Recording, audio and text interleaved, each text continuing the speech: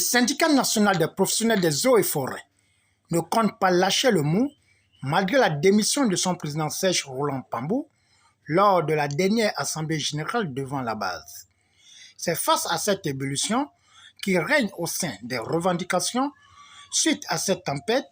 que la rédaction d'Afrique Vision Média a tendu son micro à Mboumba Habib, membre du bureau, afin d'être éclairé sur la conduite à tenir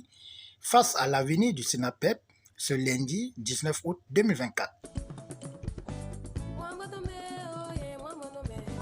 Et motivé lors de la présentation d'un projet sur lequel le syndicat et quelques experts ont travaillé pour trouver des pistes de solutions aux difficultés que traverse ce ministère, y compris la dette qui avait été signée par le ministre sortant, Lee White, donc le protocole d'accord que nous avons signé. Sur ce projet, on avait identifié effectivement un certain nombre de pistes de solutions à tous les problèmes qui minent le ministère des Eaux et Forêts. Sachant que M. Serge Pambou est un ancien du ministère des Eaux et Forêts qui a une durée de près de 28 ans d'activité au sein du ministère des Eaux et Forêts, qui a occupé des postes jusqu'au poste de directeur, qui, dans ce projet, démontrait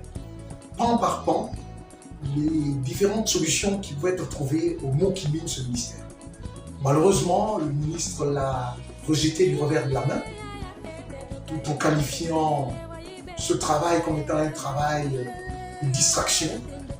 un travail qui n'était tout autre qu'une perte de temps qu'on essayait de mettre, comme si nous, à notre niveau, on n'avait pas la matière pour trouver des solutions à ce ministère.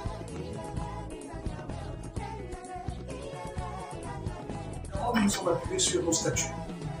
et nous avons effectivement constaté, pour aller au vif du sujet,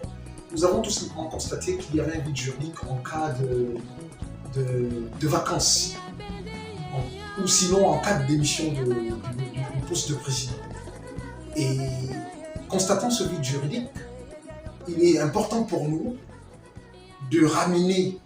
on va dire, les camarades autour d'une assemblée générale sur laquelle nous allons éplucher notre statut et mettre à disposition, pour ne pas sortir du cadre légal, les éléments de langage qui nous permettront ici de pouvoir continuer notre mouvement. Et ce travail sera fait sur la base d'une commission qui a été mise en place, qui est en train d'ailleurs de se mettre en place. Et cette commission va devoir réorganiser une élection de la présidence de notre syndicat. On peut dire qu'effectivement, pour répondre à votre question,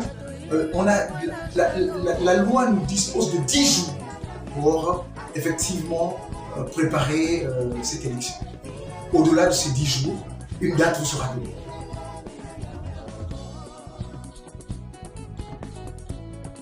Le secrétaire général que je suis, j'ai appartenu comme conseiller stratégique à l'ancienne présidence. Et j'ai toujours été animé de la même dynamique, sauf que l'on grandit, on a des responsabilités un peu plus importantes,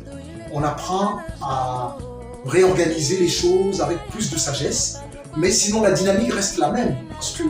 ce qui a souvent plongé les syndicats dans le désarroi, c'est cette quête de non-défense des intérêts de l'ensemble des agents. Et je peux vous avouer que je ne suis pas animé, ou sinon le syndicat auquel j'appartiens et auquel j'ai toujours appartenu n'est pas animé par la volonté personnelle de s'enrichir, ou sinon de chercher à défendre les intérêts personnels